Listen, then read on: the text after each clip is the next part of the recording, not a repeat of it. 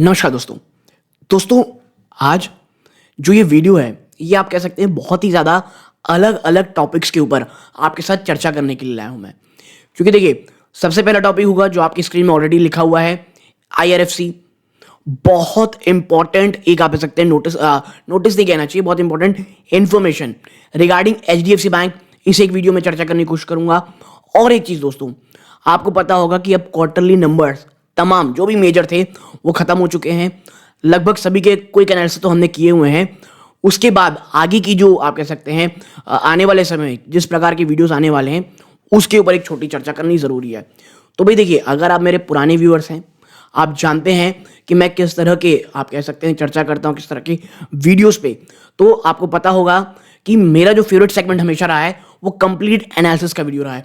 तो अब आने वाले समय में उसी प्रकार के वीडियोस आने वाले हैं। और देखिए, कई कमेंट्स ये रहते हैं हमेशा कि जो आप लंबे जो आप कह सकते हैं लॉन्ग एनालिसिस के वीडियोस रहते हैं, तो शॉर्ट टर्म के जो इन्फॉर्मेशन जो क्विक आप कह सकते हैं जो नोटिस आती हैं या स्टॉक स्पेसिफिक कुछ बड़ी न्यूज़ होती है वो कहाँ कवर होती है। देखिए, द रिटेल इन्वेस्टर, ये मेरा एक और चैनल है दोस्तों, जो आपको आप मेरे होम में जाएंगे, आप द रिटेल इन्वेस्टर ओपन करेंगे तो वो भी मेरा ही चैनल है। जो भी क्विक एनालिसिस के वीडियोस रहते हैं, कोई भी इंफॉर्मेशन रहती है स्टॉक स्पेसिफिक, मैं वहाँ लाता रहता हूँ। तो आप उस चैनल को जा करके भी सब्सक्राइब कर सकते हैं वहाँ पर। क्योंकि देखिए, अब क्या है, लगातार बड़े बड़े वीडियोस आने शुरू होंगे। और जब बड़ी वीडियोस आते हैं ना दोस्तों, तो बहुत ही ज़्यादा आप इसे उसके लिए इधर उधर की पढ़ाई करनी पड़ती है, बहुत ज़्यादा आर्टिकल्स पढ़ने पड़ते हैं और उसको कंपाइल करके लाने में बहुत मेहनत लगती है।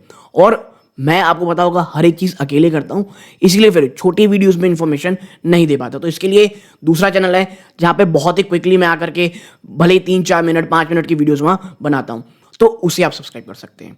ठीक है, तो अब वापस से चलते हैं एक एक करके ऊपर, जिस वीडियो के ऊपर ये वीडियो जिस टॉपिक्स के ऊपर बनाया गया है उस पर चर्चा करेंगे।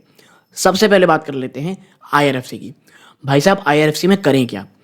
देखिए, मैं हमेशा चाहे IRFC हो या हर जगह मैंने एक बात कही है, ना ही पैनिक में सेल करना चाहिए, ना ही बहुत ज़्यादा उत्साहित होकर के स्टॉक को खरीदना चाहिए। देखिए, IRFC के ऊपर अगर आप मेरे पुराने व्यूअर्स हैं, मैंने हमेशा की बात की है, ये जो स्टॉक है इसे बहुत ही इत्मीनान से, बहुत ही आराम से एक्यूमुलेट कीजिए। बाजार ने बहुत मौके दिए आपको एक्यूमुलेट करने के, 21 रुपये, 30 रुपये, फिर 25-30 रुपये, फिर 40 रुपये के आसपास। और फिर स्टॉक पहले RVNL चला, फिर आपका ये स्टॉक चला। मैंने तब भी जो बात कही थी वो मैं आज भी रिपीट करता हूँ। क्या है वो? इसके रिजल्ट से कोई बहुत एक्साइटेड रिजल्ट की उम्मीद कतई ना करें। आज भी अगर आप देखेंगे तो 1600 करोड़, 1605 के आसपास करोड़ का इससे प्रॉफिट दिया है। पिछले क्वार्टर इससे मेरे लगता है पिछले क्वार्टर की बात कर रहा हूँ, तो IRFC के जो नंबर्स आए थे नेट प्रॉफिट, वो इससे थोड़े से ज़्यादा थे, थोड़े से कम ज़्यादा ही थे, कोई बहुत ज़्यादा ऊपर नीचे नहीं थी। इवन ईयर ऑन ईयर भी आप देखेंगे तो बहुत ज़्यादा कोई फ्लक्चुएशन नहीं है। 50-100 करोड़ के ऊपर नीचे आपकी एक कंसिस्टेंट अप ट्रेंड या डाउन ट्रेंड ऊपर नीचे होती रहती है। और वही लगातार पिछले कई क्वार्टर से हो रहा है। और मैं इसीलिए आपके साथ ये कह रहा था कि भाई देखिए, IRFC में लॉन्ग टर्म का विजन रखें। ठीक है, जो 30-20 और वहां पर धीरे धीरे एक्यूमुलेट करें। स्टॉक बहुत हद तक ऊपर गया, मैंने कहा भैया पार्शियल प्रॉफिट बुक करनी चाहिए, और मैंने कहा था, मैंने 100 रुपीज के आसपास एक पार्शियल प्रॉफिट बुक IRFC में किया हुआ था। उसके बाद से एक भी स्टॉक मैंने नहीं बेचा। इवन तो देखिए, मुझे पता था 200 के ऊपर एक बहुत बड़ा रेजिस्टेंस है, उसे तोड़ने में बहुत मेहनत लगेगी। और तमाम जो कहते हैं ना दोस्तों कि जितने भी आप कह सकते हैं इंजन थे, सबको ऑन कर लिया था IRFC ने।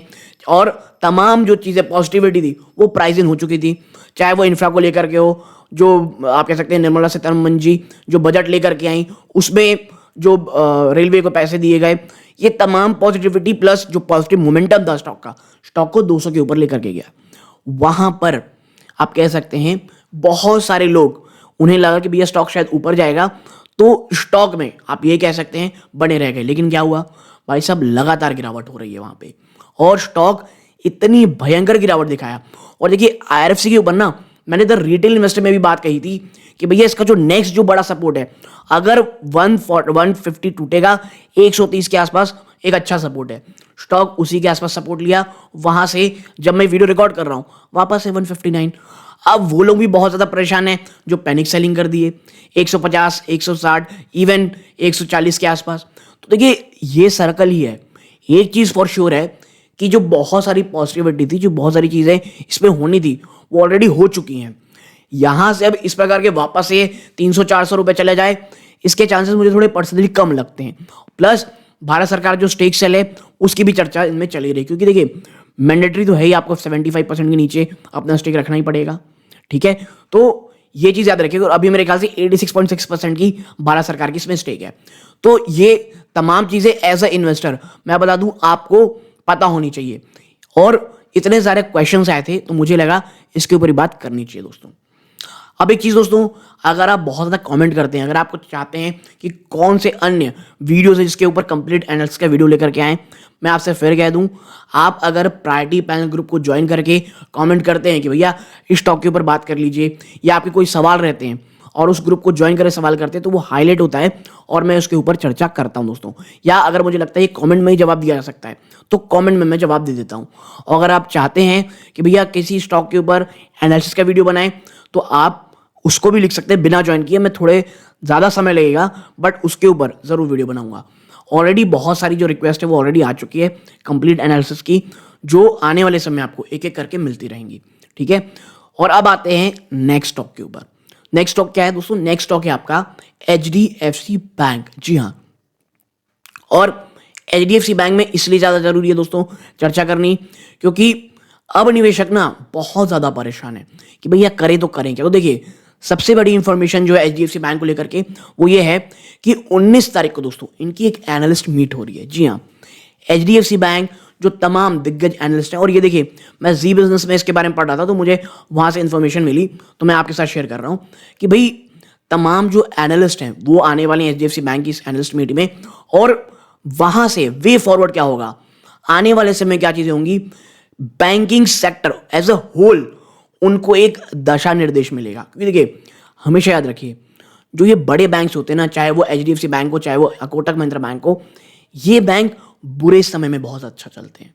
ठीक है, और मैं हमेशा HDFC बैंक जैसे स्टॉक्स पे यही कहता हूँ, अगर आप इसमें एक्यूमुलेट कर रहे हैं, ये मत सोचे यहाँ से 5-10 गुना हो जाएगा, ये नहीं होना वाला है ऐसे। हाँ, जब एज अ बैंकिंग सेक्टर में इश्यूज आएंगे, ये वो बैंक है तब चलेंगे।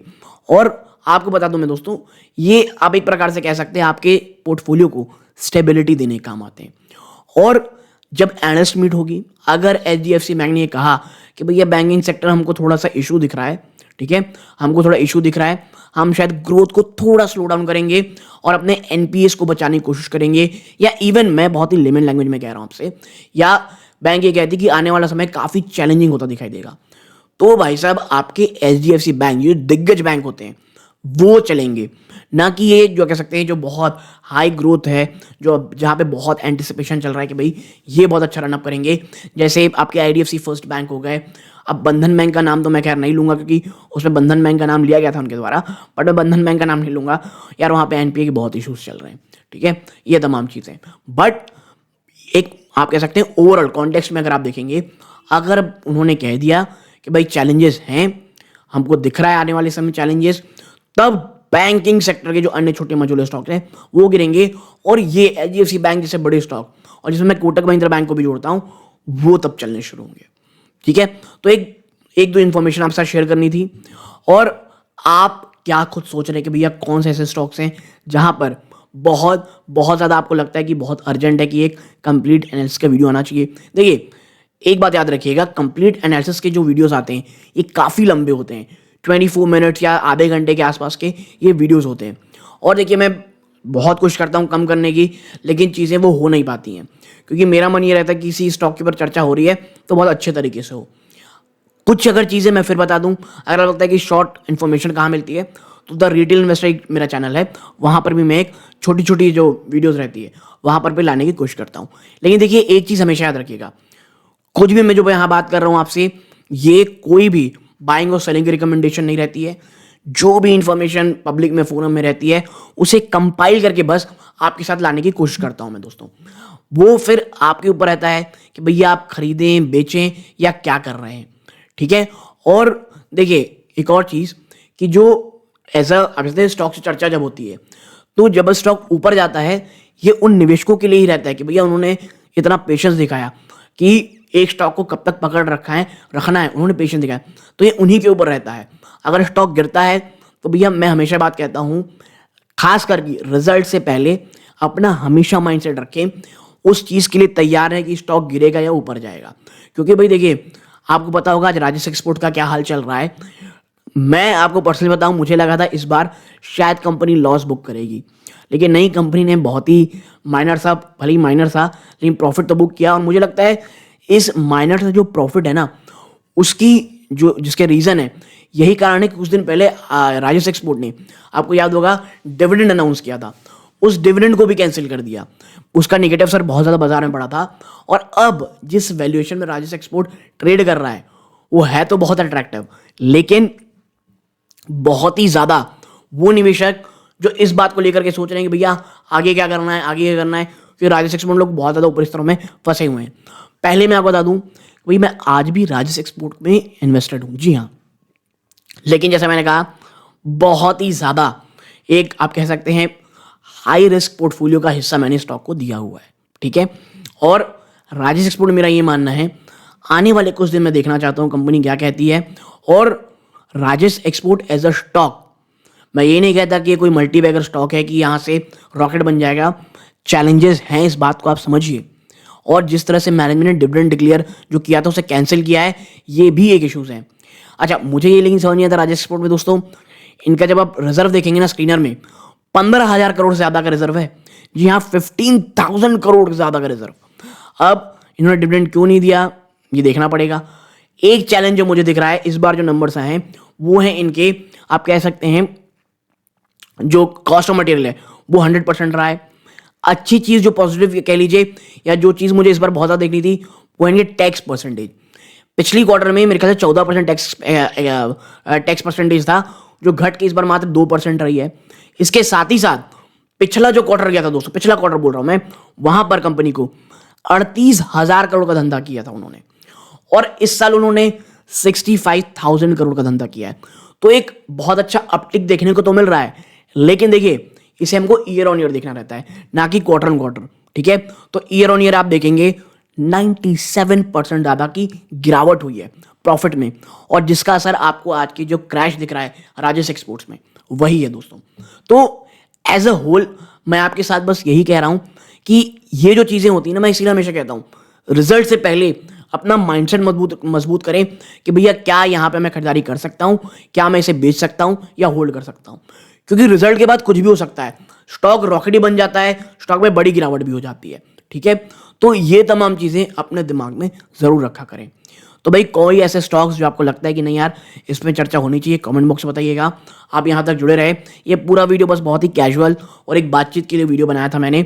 अब कल से आप देखेंगे तो एक एक करके जो बड़े जो आप कह सकते हैं कंप्लीट एनालिसिस के वीडियोस रहते हैं वो आने शुरू हो जाएंगे दोस्तों। यहाँ तक जुड़े रहे, इस बात का बहुत बहुत धन्यवाद।